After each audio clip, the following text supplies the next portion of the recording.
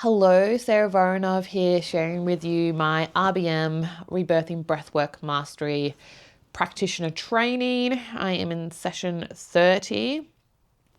So, coming off from my last breathe around wanting more, bringing in more ease and willing to explore that and having that big awareness of kind of that feeling of coming back, of landing in my body when I was like a baby in utero, and that feeling of like, oh, I'm here. I felt like this week I've been getting in touch with a lot more of the feeling of I don't know. And I've seen that play out in so many areas of my life. Like I've just been really feeling like in my business and myself as a practitioner, like I don't know, I don't know what I'm doing, I don't know where I'm going, like having to like sort out, like I'm doing extra study for kinesiology, having to figure out all of that, and just got in touch with a lot of I don't know feelings. And then I was thinking that I was going to have the same facilitator because it was going to be her last one facilitating for us, but she's pregnant and she had her baby early. So we had this new facilitator that we hadn't had before. So I was like, oh, is this going to bring up some material? But it was fine. So I'm getting so much more comfortable coming to breath work without a fully formed intention, with just speaking into what is true for me in the moment. Whereas before I'd always have kind of everything kind of mapped out. And that's been a gentle unwinding, of feeling of it's safe to come as I am, arrive as I am, and not be fully prepared. And I think that's been through, feeling held and feeling safe, that it's okay. Which makes sense also because, so I came in sharing what's been happening for me in life, and I was saying like also I feel like I've got all these unfinished loops and I don't know where I'm going. It was so interesting. I've been wanting to find out more about my human design. I'm not sure if you've heard of it, but there's different energetics that we have, a design blueprint of based off like what time we were born, and it's like mixed in with I Ching and astrology and Kabbalah, like all these different things. It's called human design, and I wanted to find out my exact time of birth, and I found that out last week, finally, from the hospital. And I think that's so funny that I found that out right after I had that experience in my last breathwork session where I was like, oh, I came into the world, into the body, and then I found out my time of birth.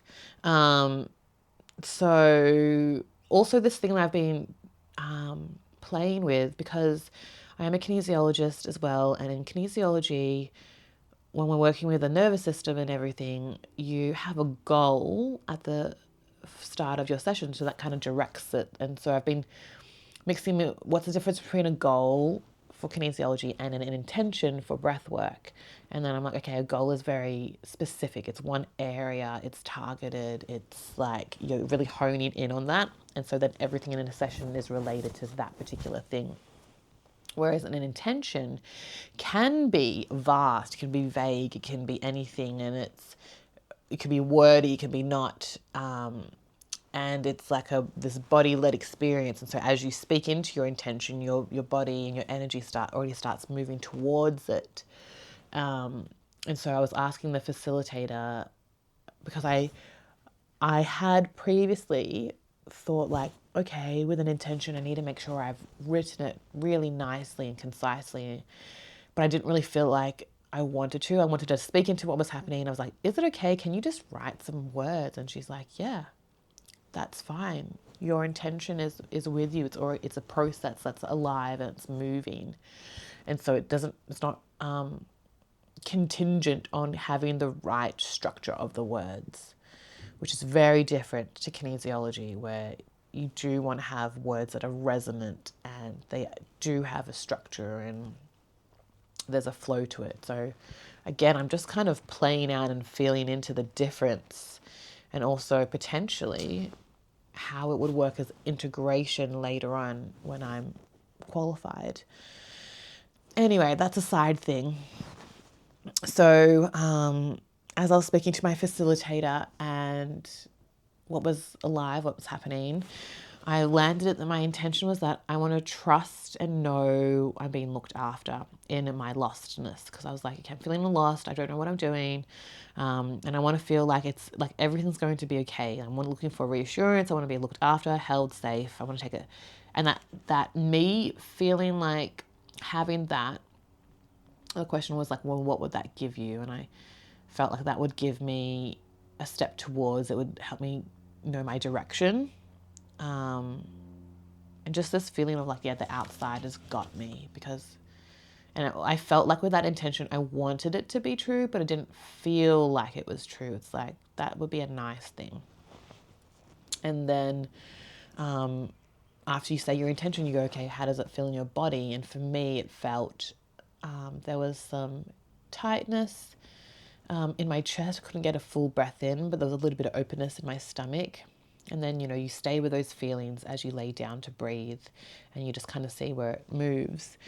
And what I was doing was I was really getting in touch with what it would feel like if I was really held on the outside, held in my lostness and my unsure and I don't know.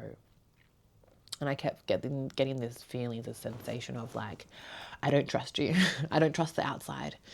It was like if my mum was holding me or anyone was like, I don't trust you. I don't trust that you've got me. And I could then feel my body was getting like, my back was getting tight. That feeling of like you can't fully relax because you've got to be a little bit alert and look around. And so again, just breathing through all of that, I questioned whether I should put my hand up to ask for support, because I was like, this is a new person as well. Like, I don't know, can I trust that they've got me? And then it was so interesting because I've never had this person facilitate before. And normally when I do my breathwork training online, we're in the Zoom room and you can unmute yourself to talk. But I hadn't unmuted myself, but she could see that I was processing something and I was crying. And then she just spoke to me and was like, Sarah, I see you. Yep, that's it. They didn't move, and I was like, oh, okay, is this what we're doing? Like, you're actually just seeing me without me having to do anything, which again is so interesting with my intention, with wanting to feel held by the outside. And then I was just speaking into what felt true. Like, I wanted to speak to you, but I didn't know if you had me. There's feelings of like being alone. I could see like, all this like not trusting anyone, not feeling like anyone's got me, seeing how like even if my mom's holding me, like I don't trust her and she's alone and I'm alone and she didn't have her family there. And it was like, oh, I've just marinated in all these emotions and stuff around me. And was really interesting, the facilitator like confirming what I was saying, like, yeah, you're so alone, nobody's with you. I was like, oh my God. And it got worse. Every time she was confirming it, I was like, yes, I am so alone. Everything's so bad. And I was like, just not used to that confirmation of the experience. I was like, all right, this is different. Again, just fully feeling it, being in the feelings, being with the truth of what it felt like in the moment. And I don't know, something shifted where it was like, I don't know, I just got a lot of compassion. I ended up having a lot of compassion for my mum, because it was like, she was alone when she birthed me. She didn't have any family around her. Her whole entire family is in Philippines, in this strange country. And I don't even know if my dad was in the room or not. And it's like, you're going through all of this, your firstborn child, like, it's pretty heavy stuff. And so what I could see, actually, the truth is that my mum really did love me, and she does love me. And, there's all these decisions that were made. Like, she had to go to work really early. I didn't have someone that was consistently with me. I was passed around, I was moved around. I didn't have anyone there on the outside to hold me, to reassure me, to tell me that everything is okay. And at the time, I could see what felt true is that it's my fault. I was taking it's my responsibility. It's like it's all because of me. And really, then what the truth was is that people just had to make decisions and move around, but it had nothing to do with me. It was nothing to do with my worth. It was nothing to do with myself at all. It was just people had jobs. People had to my mum had to make money. Like, there was just stuff that was happening and it had nothing to do with me.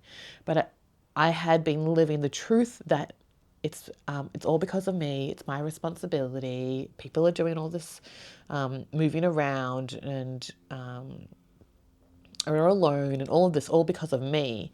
And so that had felt true, and it was the truth of my experience up until this point, where I can really see how that has played out in my life. The feeling of over responsibility, I have to fix it. Everyone's making decisions because of me.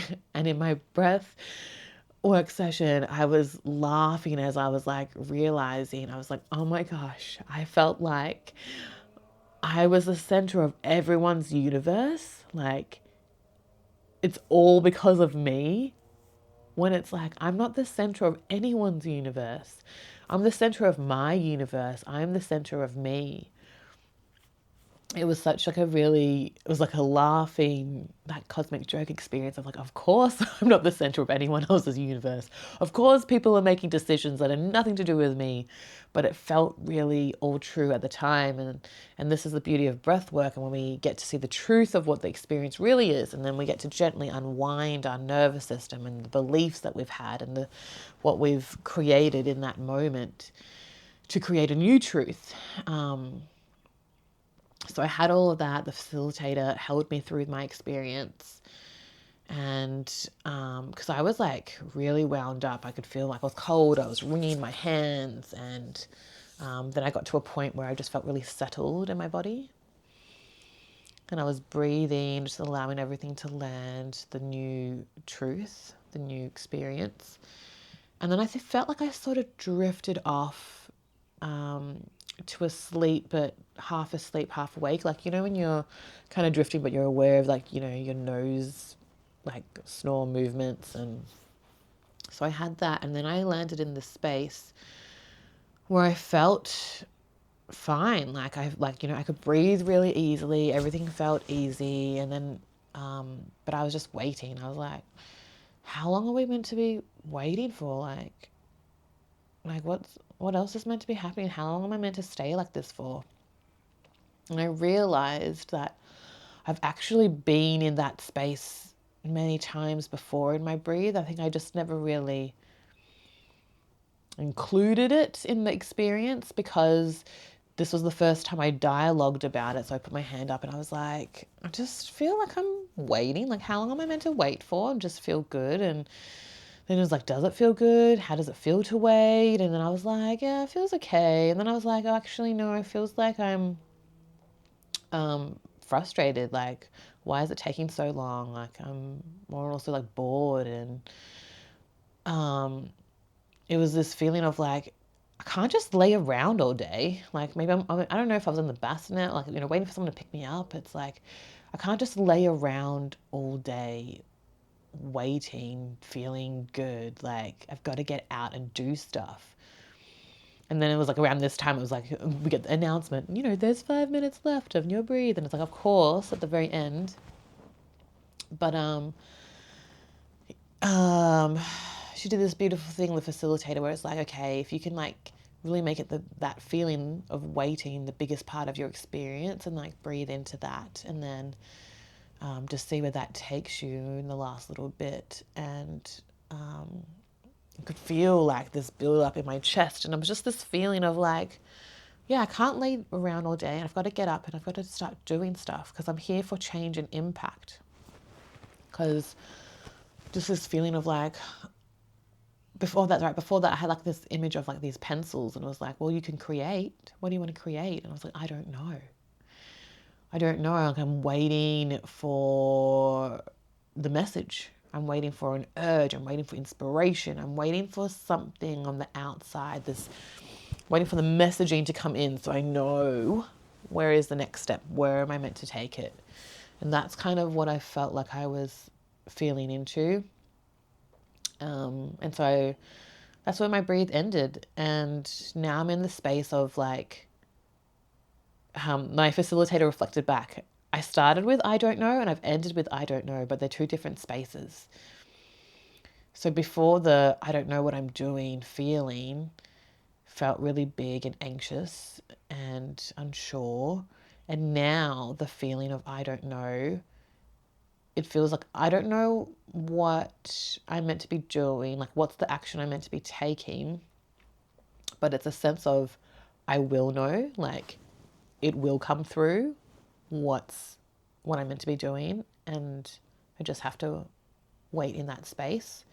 And that feels okay to do so, where perhaps before it didn't feel like it was okay to wait in that space. So I'm excited to see how the rest of the week unfolds. I've got a week break from breath work, and then we'll return back. So anything could happen in that time.